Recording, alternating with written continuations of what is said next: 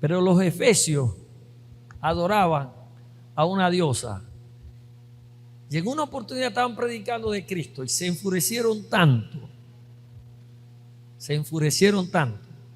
que comenzaron a aplaudir y a alabar a su diosa, la diosa de la fertilidad.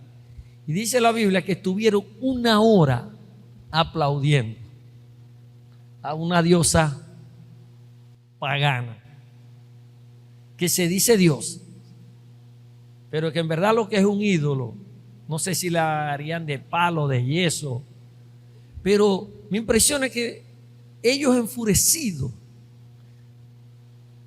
para echarle en cara a los cristianos, empezaron a adorar a esa diosa una hora. Y nosotros, el Rey de Reyes y Señor de Señores, ese que decía esa canción, que esa cruz nos dio el acceso a entrar en un lugar secreto y derramarnos como un perfume a sus pies.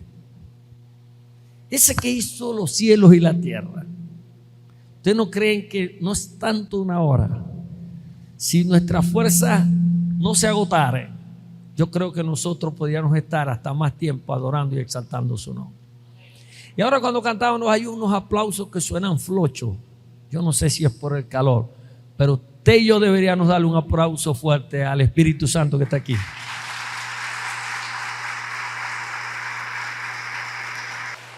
Ese sí se lo merece. El Espíritu de Dios que está aquí. En la tierra está el Espíritu de Dios. En nuestros corazones está el Espíritu de Dios. En nuestras vidas está el Espíritu de Dios. Él es el que nos da el respirar, el que nos provee. A Él sea la gloria por los siglos de los siglos. Te mereces, Espíritu Santo, que te aplaudamos.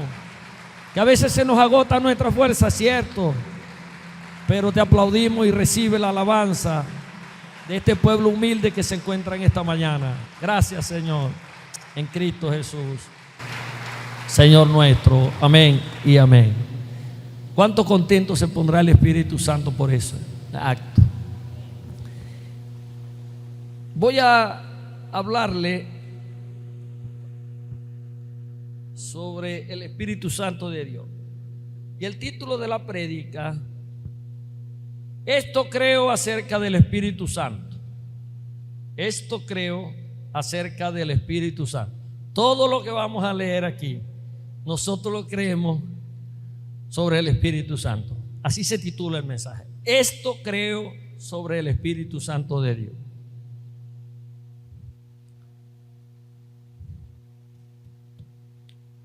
Y le invito, vamos a comenzar con un texto base. Primera de Juan capítulo 5 verso 7. Primera de Juan capítulo 5 verso 7. Gracias, Lino. Y leemos la bendita y gloriosa palabra de Dios bajo la dirección del Padre, la autoridad del Hijo y la unción del Espíritu Santo de Dios. Amén.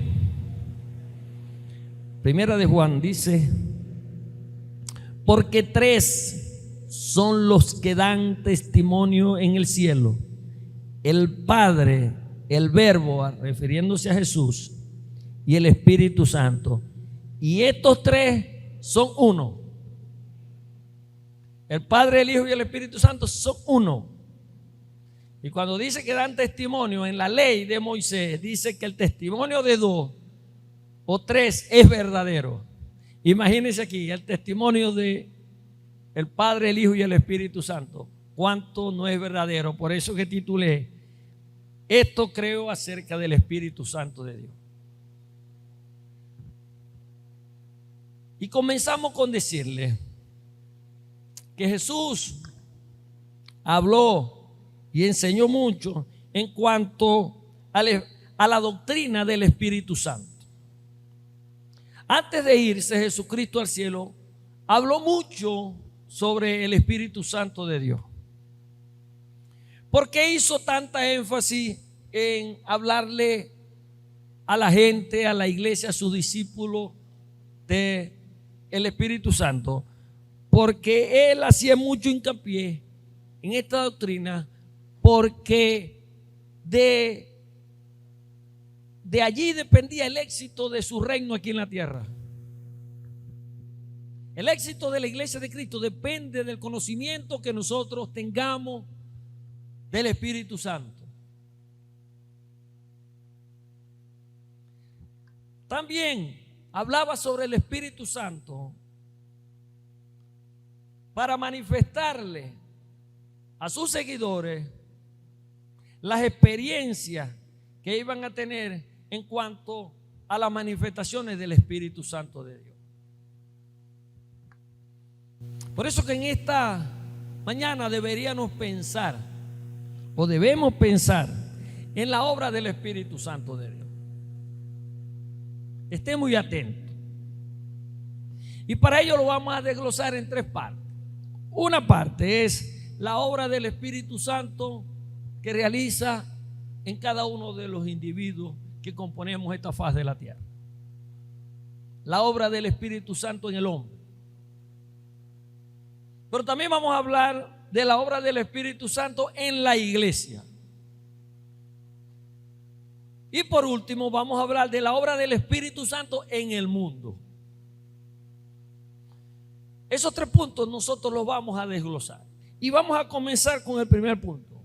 La obra del Espíritu Santo en el individuo o en el hombre. Usted sabe que cuando Dios creó al hombre, su imagen y semejanza, fue la creación especial y perfecta de Dios, que se atrevió a hacerlo, a crearlo con su misma imagen.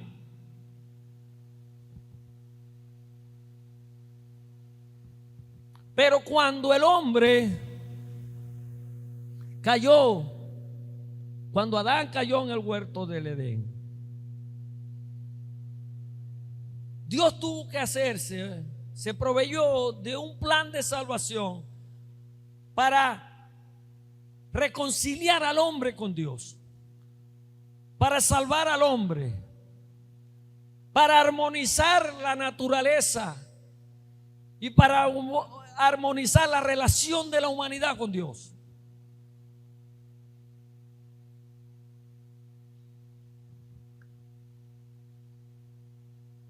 ¿Qué entonces podríamos decir sobre la obra del Espíritu Santo en el individuo? Porque el individuo había caído, el hombre había caído. Dios se proveyó de un plan. Y esa obra comienza con convencer al hombre, punto uno, de que el hombre es un pecador. La obra que hace el Espíritu Santo en el individuo, primero es convencerle de que el hombre es pecador.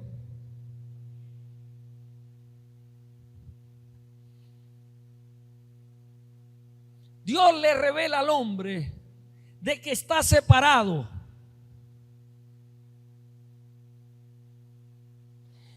Dios le dice al hombre, obra en el hombre, que una vida de pecado no tiene comunión con él. Y que si el Espíritu Santo, escuche, no le revela que el hombre es un pecador, nunca se va a dar cuenta de sus errores. De hecho, cuando usted y yo estábamos fuera del evangelio, usted hacía muchas cosas y yo hacía muchas cosas que nosotros aparentemente creíamos que estaba todo bien. No sabíamos que era pecado. Es más, la ley fue escrita para revelar los pecados. ¿Quién sabía que el adulterio era pecado si no estaba algo escrito? ¿Quién sabía que robar era pecado si eso no estaba escrito? Pues después que se escribió la ley vino a darle al hombre el conocimiento de todos los pecados. El hombre estaba imposibilitado para conocer que era un hombre pecador, si no era por revelación del Espíritu Santo.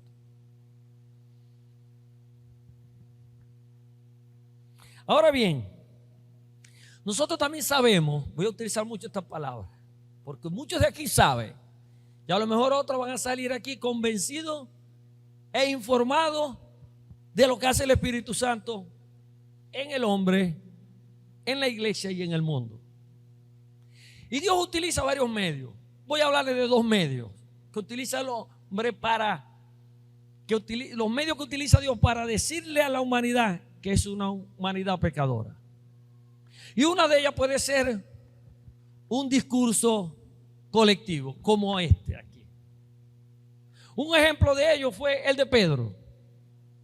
Después del Pentecostés, después de la fiesta del Pentecostés, cuando el Espíritu Santo de Dios se cumplió la profecía, ahí en el aposento alto, que vino el Espíritu Santo y sopló como un viento recio, y todos comenzaron a hablar en nuevas lenguas.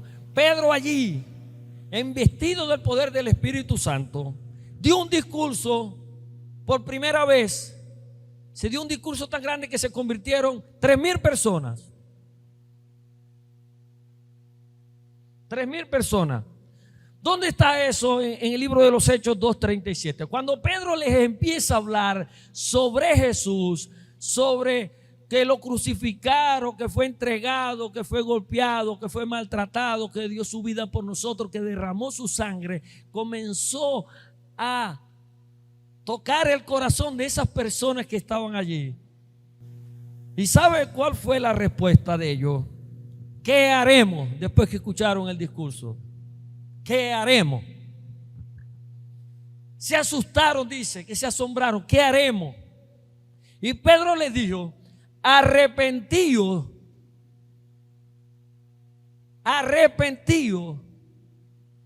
y bautícense en el nombre de Jesucristo. Y dice la palabra que todas las 3,000 personas se arrepintieron y se bautizaron en el nombre de Jesucristo. Eso solo lo puede hacer el Espíritu Santo de Dios, obrando en la vida del hombre, convenciéndolo de que era un pecador. Pedro les dijo: ustedes entregaron a ese Jesús al madero. Ese que no tenía pecado tomó el lugar de ustedes.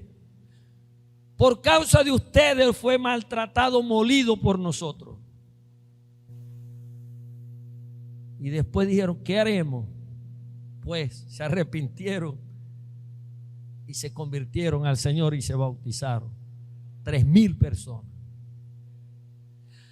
Ahora, eso es por un discurso, le estoy dando un discurso multitudinario o en una asamblea. Pero también puede ser por el testimonio de una persona. Y le voy a hablar el caso de David y Natán. ¿Sabe que David, usted se ha leído la Biblia, él tomó por mujer la esposa de Uría? Le gustó tanto la esposa de Uría que lo envió a la guerra para que lo matara, y de hecho lo mataron. Entonces él se quedó con la esposa de Uría. Entonces Natán, un profeta enviado por Dios para hablarle a David, le dijo: había una vez 2 hombres. Uno rico tenía muchas ovejas y vacas. Y había un hombre que tenía solamente una ovejita que comía con él, en las manos de él, dormía con él. Pero cierto hombre venía por el camino y quería comer, y no fue al que tenía muchos corderos y muchas vacas, sino que fue al que tenía la única corderita, y se la quitó y se la comió. David, cuando escuchó el mensaje de Natán, dijo: tal hombre muera, tal hombre tiene que pagar, la paga del pecado es muerte.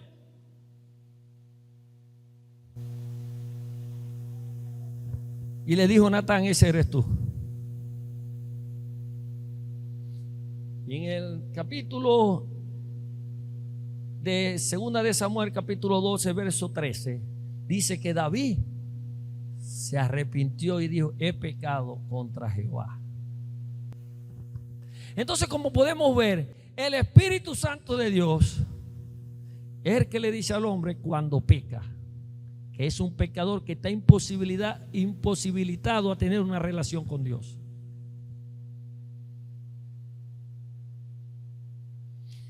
El carcelero de Filipo. Usted ha escuchado también el libro de los Hechos, cuando Pablo,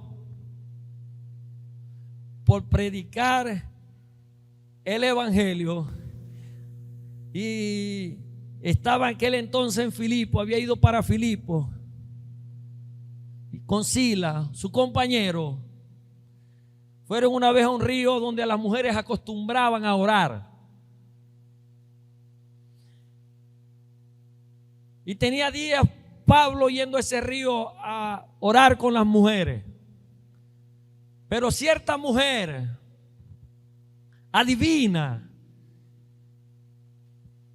que trabajaba para unos hombres que hacían mucho dinero a través de ella, a través de la adivinación o la brujería.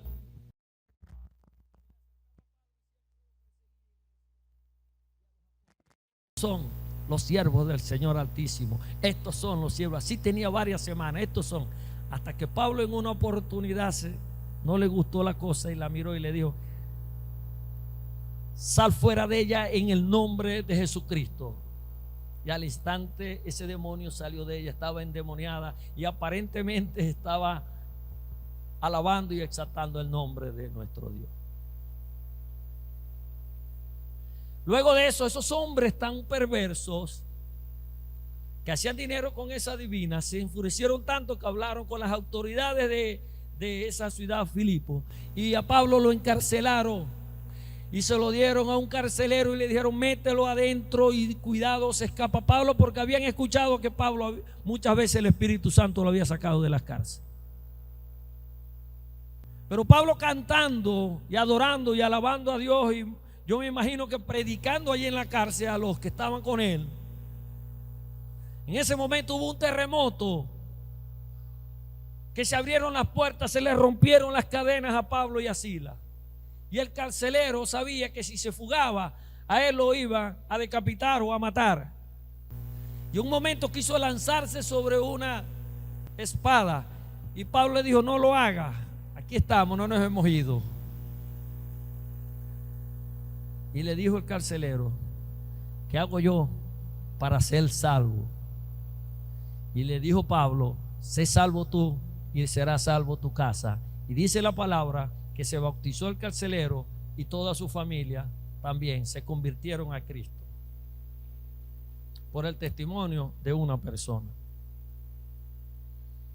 Entonces vemos cómo la obra del Espíritu Santo obra en el individuo. Ahora les voy a hablar la obra de regeneración en el hombre, que eso también lo hace el Espíritu Santo de Dios. Cuando el Espíritu Santo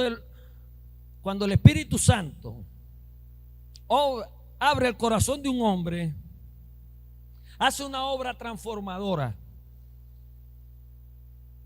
Hace una obra transformadora o regeneradora, llamada nuevo nacimiento.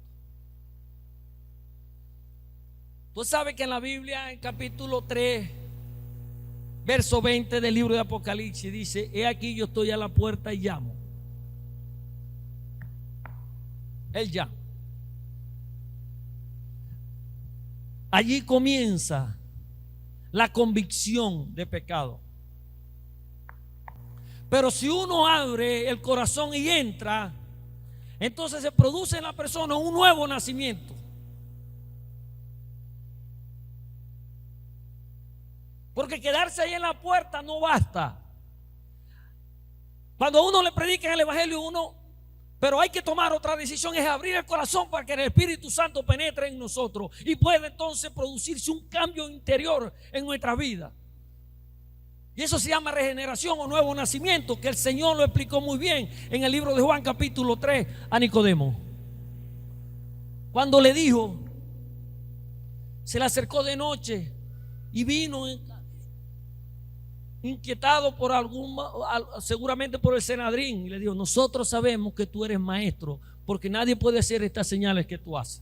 Y Jesús, viendo el interés que tenía él de conocer de esas cosas misteriosas del evangelio, le dijo: no sabes esto, siendo maestro, que es necesario nacer de nuevo para ver el reino de Dios. Como un hombre viejo ya puede entrar otra vez en el vientre de la madre y poder nacer. ¿No entiendes esto? Que el que no nace del agua y del Espíritu no puede entrar en el reino de los cielos. El nuevo nacimiento es la regeneración de las personas. De esa muerte espiritual que estábamos hablando, que el que no tiene a Cristo está muerto, está separado. Cuando viene a Cristo comienza un proceso de transformación o regeneración en la persona. Usted no cambia de la noche a la mañana, ¿sabe? Y ninguno de nosotros cambiamos totalmente de la noche a la mañana en un 100%. Esto es un proceso.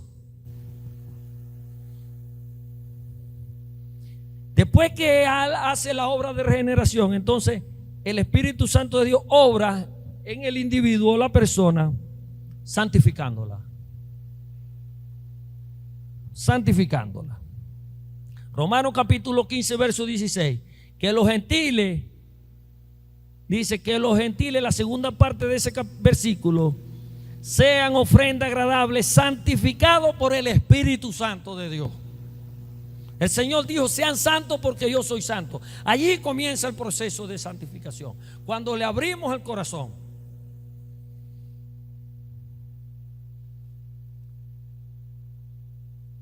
Entonces podríamos decir que la convicción es cuando el Espíritu Santo toca. La regeneración o nuevo nacimiento es cuando el Espíritu Santo nosotros le permitimos que penetre en nuestros corazones, que le demos interés a Él para que transforme nuestro corazón. Y luego que permanece un tiempo allí, hasta que Cristo venga, entonces estamos en ese proceso de santificación permanente. Vive permanentemente con nosotros el Espíritu Santo. ¿Dónde comienza la santificación? Con el nuevo nacimiento. ¿Y dónde termina? Cuando estemos con el Padre allá en los cielos.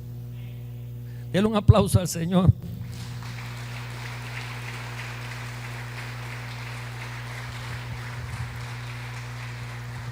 La obra del Espíritu Santo en la persona también es la consolación. Consolarnos. Juan capítulo 16, versos del 5 al 7, cuando Jesucristo le estaba hablando que se iba al cielo, que iba a preparar lugar para nosotros, ellos se entristecieron bastante. Y Él le dijo: es necesario que yo me vaya, porque si no, no vendría el otro consolador, que va a estar con ustedes todos los días. ¿Y sabe qué hace el Espíritu Santo en nosotros? Cuando usted tiene una aflicción: calma, calma, calma. Dios tiene el control. Yo tengo el control. No te va a pasar nada. Estáis sano. Él es el que venda nuestras heridas. Te consuela. Tranquilo. Yo estoy al tanto de todo. Hay escasez. Espera, yo te voy a proveer. Hay un familiar enfermo. Tranquilo. Todo esto en mis manos. El Espíritu Santo nos consuela como si fuese un bálsamo. Tranquilo, tu familia está en mis manos. No te desesperes. Él es el que da el dominio propio. Él es nuestro consolador, nuestro paracleto. Siempre está alrededor nuestro. Él está aquí. Él está escuchando este mensaje. Es más, Él está dentro de mí y está hablando por mí. Porque nada puedo hacer yo si el Espíritu Santo no está aquí. Pero la obra del Espíritu Santo también es revelar la verdad. El que no tiene a Cristo no conoce la verdad. El que no tiene al Espíritu Santo no conoce la verdad, no conoce de la Biblia, no la puede entender. Por eso que antes nosotros decíamos: ¿cómo leo la Biblia si no la entiendo? La Biblia se entiende es por el Espíritu Santo que nos la revela. Él fue el que la escribió, la inspiró, y por lo tanto esta palabra es espíritu, y el Espíritu que mora en nosotros nos hace entender las Escrituras. Dice Juan 16, 13: pero cuando venga el Espíritu de verdad, Él os guiará a toda verdad, para que entendamos la palabra de Dios. Y en 1 Corintios 12, 14 dice: pero el hombre natural, escuche, no percibe las cosas que son del Espíritu de Dios, porque para él son locura, y no la puede entender porque se han de discernir espiritualmente.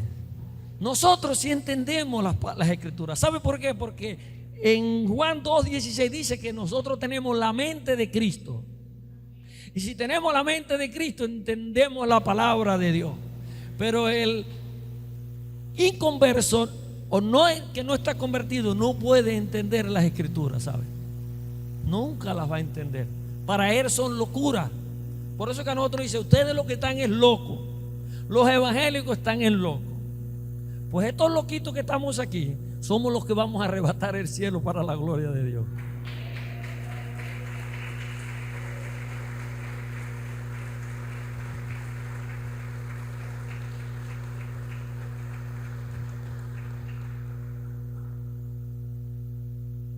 Además, la obra del Espíritu Santo de Dios es la intercesión.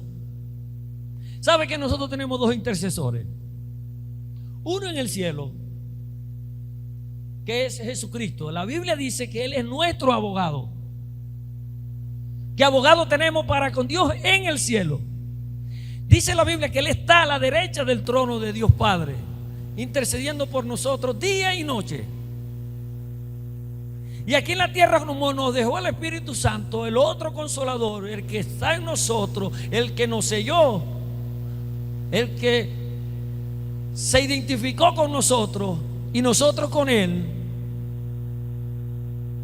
intercede por nosotros, como dice la Biblia, con gemidos indecibles. Entonces, un cristiano con un intercesor en el cielo y un intercesor en la tierra, yo pienso que estamos blindados. Aplaudo otra vez al Señor. Mire, estamos blindados. Una guará, como dicen los larenses, los barquisimetanos, una guará. Tenemos a Jesucristo en el cielo intercediendo por nosotros. Cada vez que nosotros pedimos, decimos algo, Él allá está. Dáselo, papá. Aquí está el sacrificio que yo hice por ellos. Entonces aquí el Espíritu Santo de Dios, que a veces no sabemos qué pedir, intercede por nosotros con gemidos indecibles. Naguará. O sea que si no sabemos orar, Él intercede por nosotros con gemidos indecibles, que no se pueden describir, no se pueden descifrar. Que Él, esa comunión telefónica con Jesucristo y el Padre, es una tremenda bendición. Nosotros estamos blindados y confiados de que tenemos protección, porque el Señor no nos dejó huérfanos, nos dejó tu Santo Espíritu aquí en la tierra. Ahora pensemos en la obra del Espíritu Santo en la iglesia. Usted sabe que usted y yo somos iglesia, porque Primera de Corintios 3:16 dice: ¿no sabéis que soy templo de Dios y que el Espíritu de Dios mora en vosotros? Nosotros somos un templo donde mora el Espíritu de Dios, somos iglesia. Pero cuando estamos así reunidos todos, aquí está reunida la iglesia de Cristo, que Él la identificó como una iglesia, como un cuerpo, que todos tenemos diferentes funciones o caracteres, pero que somos una iglesia nomás. Y que la identificó también, o la asemejó con un edificio. Dijo: ustedes son un edificio de Dios, iglesia de Dios. Porque el edificio, usted va a realizar un edificio como una estructura como esta, aunque no es muy alta, pero tiene cierta altura. Tuvo que tener unas bases sólidas para que no se caiga. Y ahí tenemos el ejemplo de los dos cimientos que están en la Biblia. Que uno construyó la casa sobre la roca y vino un viento y agua y no se la pudo llevar. Pero el que la construyó sobre la arena, vino un viento y se la llevó, y la ruina fue grande. Nosotros nos compara con un edificio porque tenemos base sólida que no nos mueve no nos debería mover cualquier circunstancia de la vida. Y también nos compara con una novia, porque la novia, toda mujer que se va a casar, tiene que alistarse para encontrarse con su marido y presentarse de la mejor manera ante un hombre que nunca se le ha desnudado. Entonces la mujer, cuando se va a casar, se tiene que sacar las cejas, se pinta el cabello, se lo arregla, se afeita sus axilas, se prepara, se compra la mejor ropa interior para presentarse al marido. ¿O no es así? ¿O va a ir todo desgreñúa? más probable que el marido se vaya. La mujer se prepara y Jesucristo nos ve a nosotros, a la iglesia, como una novia que tiene que prepararse aquí en la tierra para su encuentro con Él. Y esa preparación nos va a llevar a la santificación.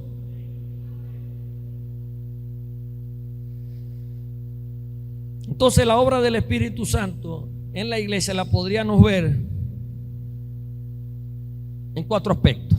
Una, en la iglesia, en la edificación, como ya le había dicho. En Éxodo 9:31 se nos dice que la iglesia eran edificadas andando en el temor del Señor y se acrecentaban fortalecidas por el Espíritu Santo. Hay una porción de la Biblia en los Salmos que dice: en vano trabajan los edificadores si Dios no edifica con ellos. El Espíritu Santo es el que edifica la iglesia, de modo tal que no fracase la iglesia. Una iglesia que fracasa era porque no se movía el Espíritu Santo ahí, no le dieron participación al Espíritu Santo de Dios.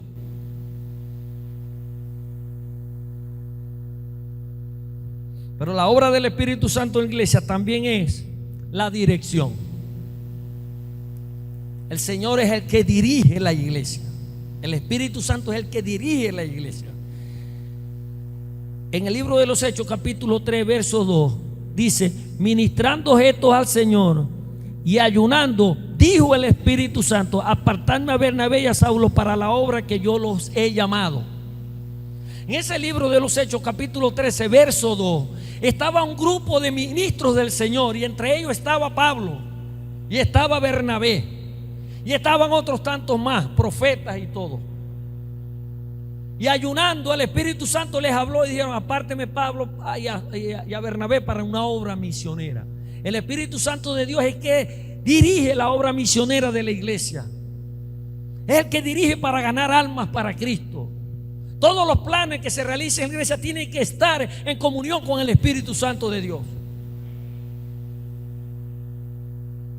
Pero además el Espíritu Santo te dirige en situaciones difíciles. Hay un caso en la Biblia donde un miembro de la iglesia se acostó con la madre, con la esposa de su papá. Yo digo, bueno, si se acostó con la esposa de su papá, ¿se acostó con su mamá o se acostó con su madrastra? Un caso difícil en la congregación. Pero también veo un caso que aquí está en Hechos capítulo 15, verso 28, que estuve buscando ayer para traerles ese ejemplo. Porque ha parecido bien al Espíritu Santo y a nosotros no imponeros ninguna carga más que estas cosas necesarias. Eso lo dijo el apóstol Pedro, creo. Porque había un concilio, había una reunión de la iglesia de Cristo. Y sabe que habían unos fariseos que se habían convertido al evangelio, pero ellos querían que los gentiles fueran circuncidados, o sea, que le quitaran el prepucio de su miembro, y que tenían que cumplir toda la ley para poder ser salvos. Entonces Pedro tuvo que tomar el control de esa reunión y los apóstoles y decirle: bueno, si nosotros, yo fui en una oportunidad, dijo Pedro, fui comisionado para predicarle a los gentiles, que después esa comisión fue trasladada a Pablo.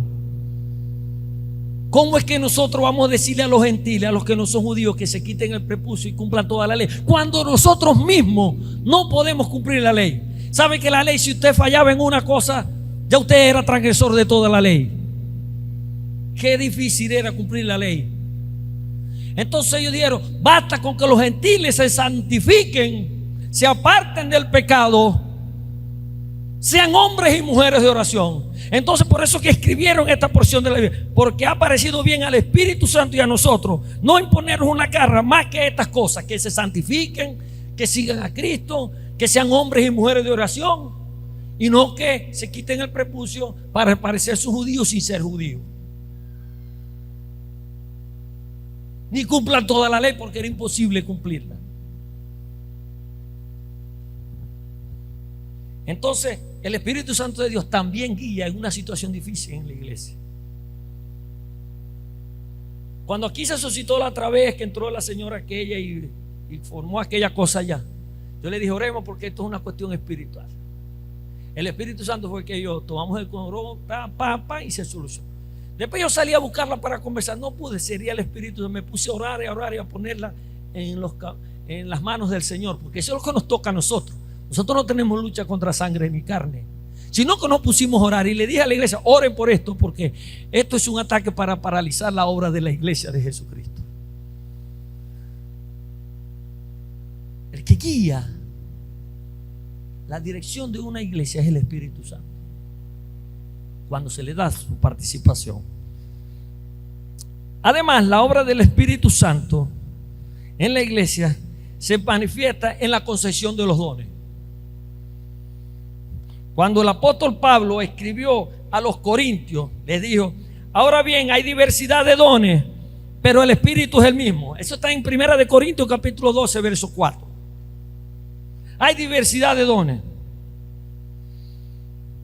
No son meramente talentos naturales que el hombre adquiere por sus habilidades. Los dones del Espíritu no es que yo aprendí a tocar el teclado, la batería, y toco guitarra y toco bajo, o como los profesionales que se desenvuelven bien en manejando una computadora o manejando cualquier vehículo, un montacarga. Todas las empresas o las oficinas gubernamentales tienen una oficina de talento humano, personas que son graduados o no graduados, pero que manejan con pericia ciertas cosas. Pues los dones del Espíritu Santo no es eso. No es eso. Los dones del Espíritu Santo es un revestimiento de poder que Dios le dio a la iglesia para poder hacer su obra. Está el don de profecía, como el caso de Natán que nombramos ahorita, que Natán tuvo que hablarle a David por profecía para decirle el pecado que había cometido. Pero también tenemos el don de ciencia, que está en la Biblia, que Pablo, en una oportunidad que iba en un navío, lo iban a llevar a Roma, y lo persiguió un eurociclón por donde iba. Llevaban varios días con un eurociclón persiguiéndolo como especie de un huracán, una tormenta peligrosa. Y el Espíritu Santo le dijo: aquí no va a morir nadie, solamente se va a perder la nave. Boten todos los equipos, todos los que estén aquí en la nave, pero nosotros comamos tranquilos, tenemos varios días sin comer. Comamos porque ningún alma se va a perder. Y resulta que todos se salvaron, fueron a dar a la isla de Malta y ninguno pereció. Se perdió la nave. Don de ciencia. Pero está en el don de sanidad también. Puedo poner un ejemplo. Pedro, entrando al templo de la Hermosa, había un paralítico allí. Y Pedro dijo: no tengo ni oro ni plata, pero de lo que tengo te doy. En el nombre de Jesús recibe sanidad. Y al instante fue sanado ese hombre. Y fue entrando y dando brinco aquí en la iglesia, en el templo de la Hermosa. Pero también está el don de sabiduría. ¿O quién le dijo a Pedro cuando Ananías y Zafira vendieron una heredad y se habían comprometido en llevar lo que vendían a la iglesia de Cristo? Y ellos se compusieron ese matrimonio: démonos más una sola parte. Y cuando venía entrando, entró solamente Ananías.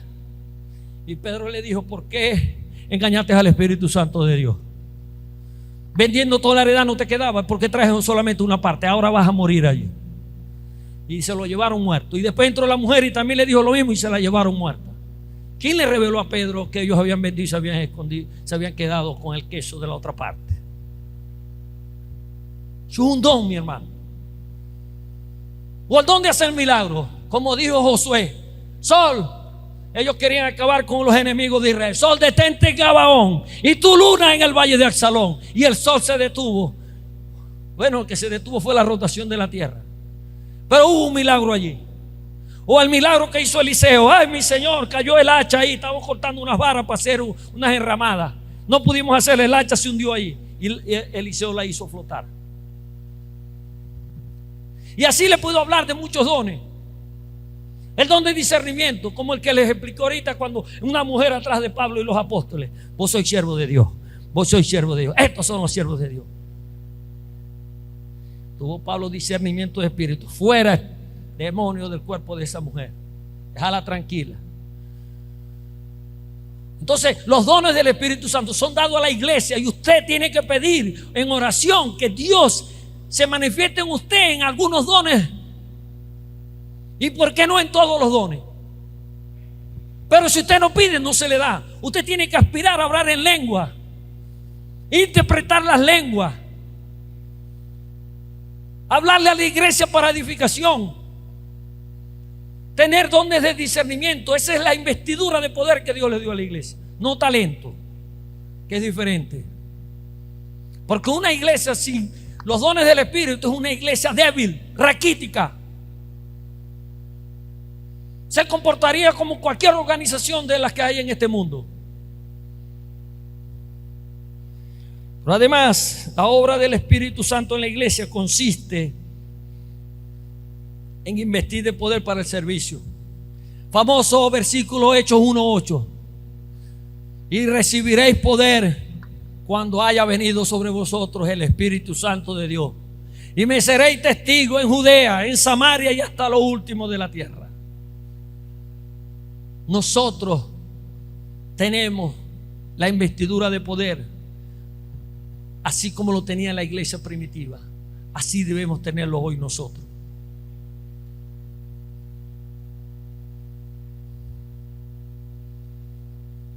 Ahora les voy a hablar, para terminar este punto, esta prédica, sobre la obra del Espíritu Santo en el mundo.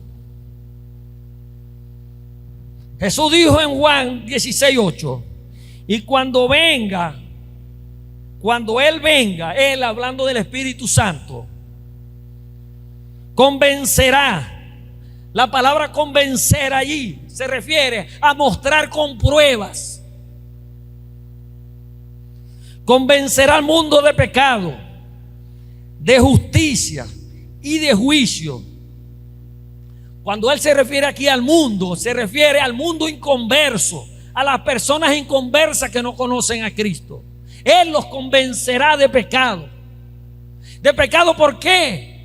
Porque no creyeron en Jesucristo. Él no dijo, los convenceré de pecado de que son adúlteros, de que son fornicarios, de que son ladrones, estafadores, mentirosos. Él no dijo de eso. Por cuanto no creen en mí. Sabe que hay muchos pecados, pero el único pecado de muerte, como dice la Biblia, hay pecados que son de muerte, y el único pecado de muerte es no creer en Jesucristo como Salvador personal de su vida. Porque los demás pecados usted se arrepiente y Dios los perdona. Nosotros somos redimidos, somos cristianos redimidos, hijos de Dios redimidos, y pecamos también o no pecamos. Pero el problema es que ya nosotros no practicamos el pecado. No lo hacemos voluntariamente, o sea, a diario y a diario, consecutivamente. No debería ser así. Pero el pecado de muerte es no creer en Jesucristo. Por eso que Él convence al mundo de pecado.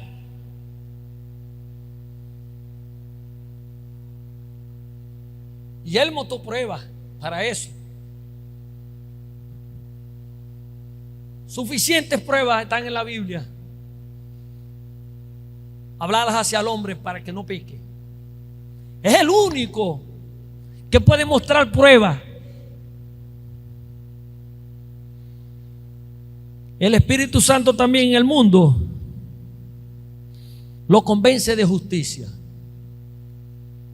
¿Por qué de justicia? Porque la justicia del hombre es inadecuada e incorrecta. El hombre no hace una buena justicia. De hecho, los jueces, casi todos están corrompidos por ello. Jueces que reciben dinero se parcializan por tal y tal cual parte. Es difícil conseguir un juez honesto. Y sabe una cosa, en Juan 9:25,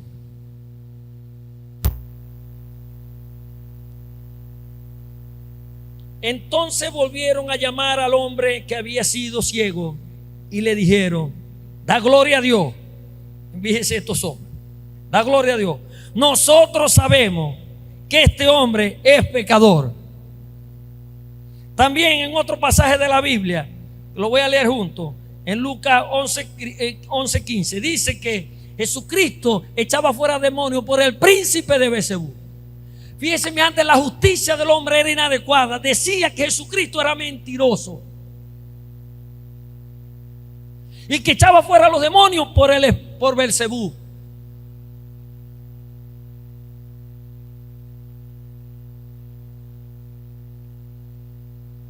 Este relato de este hombre que recibió la sanidad era cuando Jesús iba pasando y había un hombre ciego.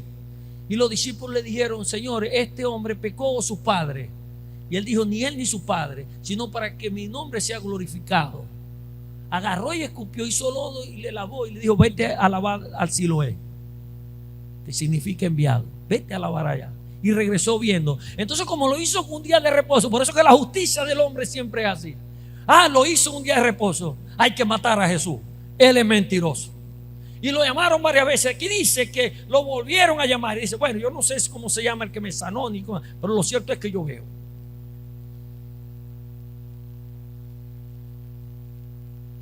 Lo cierto es que yo veo. Entonces fíjense cómo es la justicia del hombre. Entonces Jesucristo es el que convence de justicia. Ustedes están equivocados. Jesús siempre habló la verdad. Por eso que en Juan 8, 45 y 47 dice: y a mí, porque digo la verdad, no me creéis. En el 46 dice: ¿quién de vosotros me redarguye de pecado a mí? En el 47: y el que de Dios es, la palabra de Dios oye. Por eso vosotros no sois de mí, el que es de Dios, la palabra de Dios oye. Por eso no los oí vosotros, porque no sois de Dios.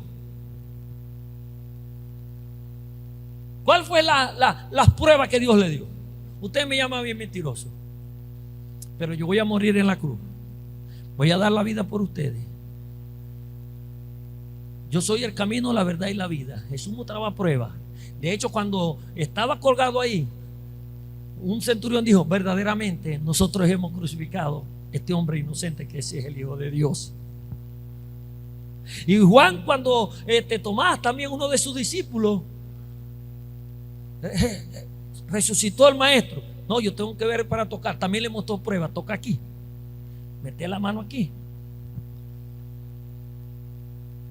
Jesús mostraba sus pruebas. Por eso es que convence con pruebas. También convence al mundo de juicio. ¿Sabe que el juicio de Jesús comenzó desde el momento que lo detuvieron en Getsemaní? Cuando estaba orando, que lo detuvieron ilegalmente, sin prueba, y lo llevaron ante los sacerdotes y lo abofetearon y le hicieron de todo. Y cuando lo llevaron a Pilato, estaba ahí comenzando ese juicio. Pilato decía: este hombre es inocente. Y la esposa le decía: es inocente, yo no encuentro nada, pero bueno, es de ustedes. Este se dice ser el rey de los judíos. Vamos a ver qué hacemos con él. Bueno, ustedes, en una fiesta yo les suelto un preso a ustedes como una gracia. ¿Qué quieren? ¿A Barrabás o quieren a Jesús? No, a Barrabás. Y bueno, crucifíquelo. Todo el mundo grita: crucifíquelo. Lo llevaron a la cruz y el diablo contento. El diablo contento. Y allí lo clavaron, lo golpearon, le hicieron de todo. Cuando dijo consumado es, pero el diablo dice: lo vencí. Pero una vez que Jesús resucitó, el diablo perdió el juicio. Perdió el juicio. El mundo perdió el juicio. Todos aquellos que dijeron que Jesús iba a quedarse en la tumba, perdieron el juicio. Convenció al mundo de juicio. Por cuanto ya ha sido juzgado Satanás, no los entregaron vencidos. Así que Satanás no tiene nada contra nosotros. Aleluya. Convenció a la humanidad de juicio. Y como conclusión le voy a dar esta perlita. Usted sabe que Pablo estuvo ante el gobernador Félix. ¿Sabe por qué estuvo ante el gobernador Félix? Porque él iba a orar siempre en el templo. Él iba a adorar a Dios. Hablaba de la resurrección. daba testimonio de que él antes perseguía a la iglesia de Cristo, que él los maltrataba y consintió varias veces que mataran cristianos. Fue a buscarlos, se ofreció para eso. Él daba testimonio de eso porque ahora había sido transformado, había sido regenerado. Y por causa de eso los judíos y los sacerdotes decían: este hombre está llenando la ciudad de su doctrina. Lo acusaron de sedición, de revoltoso. Lo intentaron matar. 40 judíos perjuraron de que iban a matar a Pablo. En una oportunidad lo tenía y lo abofeteó el sacerdote y le dijo: sepulcro blanqueado. Le dijo Pablo: ¿y tú ofendes a un sacerdote? Yo no sabía que era el sacerdote, dijo Pablo. Y como planificaron la muerte, estaba escuchando el hijo de la hermana de Pablo, y fue y se lo dijo a un centurión, y el centurión lo llevó al tribuno, y el tribuno dijo: vamos a sacarlo de aquí porque lo van a matar. Y armó una tropa y se lo llevó a Félix. Y cuando estaba delante de ese gobernador, Pablo tomó defensa de lo que él dijo: yo solamente he predicado de la crucifixión y de la resurrección de nuestro Señor Jesucristo. ¿Y sabe lo que dice el libro de los Hechos, capítulo 24 y 25? Al disertar Pablo acerca de la justicia, del dominio propio y del juicio venidero, Félix se espantó y dijo: ahora vete, pero cuando tenga oportunidad te llamaré. ¿Sabe qué hizo Félix? Le dio la espalda cuando el Espíritu Santo estaba tocando su corazón. No narra la Biblia que volvió a buscar a Pablo, de que se haya arrepentido, a lo mejor, y supongo yo que está en el infierno, razonando del cómo, por qué había rechazado la salvación. Y muchos se les presenta el evangelio, o ya están caminando con el Señor y rechazan la salvación. ¿Sabe que los que estén en el infierno van a tener memoria de todo lo que dejaron aquí? Si no, váyase al libro y vea la historia de Rico y Lázaro, que como le decía a Abraham que viniera para acá y le predicara a su familia. Ya no había oportunidad. Este hombre rechazó el llamado del Espíritu Santo al corazón. Estaba a la puerta tocándole y nunca le dio entrada a su corazón. Hoy en día hay muchos que rechazan el evangelio de Cristo. Espero que aquí no haya nadie que decida algún día apartarse de los caminos del Señor. Y si hay aquí algún invitado que quiere aceptar a Cristo en su corazón, no pierda la oportunidad, porque este Félix más nunca, dice la Biblia, que volvió a Pablo, porque dice que se asombró, se espantó cuando escuchó el evangelio de Jesucristo. Póngase de pie y aplauda al Señor.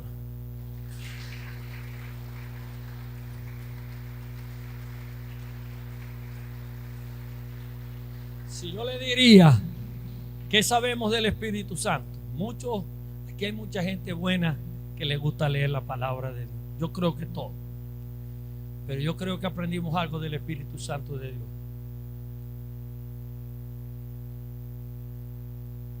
Y aquí en adelante vamos a tener cuidado, porque sabe que el Espíritu Santo de Dios, que sería otro estudio, es una persona que se incomoda cuando lo ofendemos, que se contricta y que también se apaga dentro de nosotros.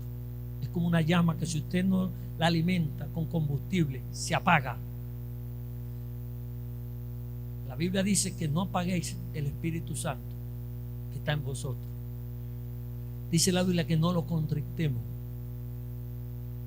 no lo hagamos sentir mal con nuestros pecados. Cierre sus ojos y oremos. Ore conmigo y diga: Espíritu Santo, gracias, porque me hiciste conocer el pecado. Gracias porque irrumpiste en mi vida y transformaste mi corazón. Me hiciste una nueva criatura. Espíritu Santo, gracias por ser mi consolador, quien me edifica. Gracias porque soy iglesia de Cristo. Soy templo y morada tuyo, Espíritu Santo. Perdóname cuántas veces yo te haya contrictado con mis acciones y mis actos. Ten misericordia de mí. Enséñame a caminar contigo. Y no permita que sea yo un Félix que retroceda y rechace la palabra que tú has enviado hoy, en esta mañana. Gracias te doy infinita, Espíritu Santo, porque en los momentos que he estado en apremio, tú me has consolado, tú me has vivificado, tú me has sostenido. Gracias porque cuando he llorado, que han salido lágrimas porque he estado sufriendo por cualquier cosa, allí tú estás para recoger en esa intimidad las lágrimas. Gracias porque cuando he tenido la necesidad de recurrir a ti, me has escuchado, has intercedido por mí ante el trono de la gracia. Gracias porque nos has sanado. Y si todavía permanecen algunos síntomas de una enfermedad, yo estoy seguro y confiado que más de eso de allí no va a pasar. Te bendigo y te alabo, Señor, y te doy gracias por los siglos de los siglos. Amén. Puede sentarse y aplaudir al Señor.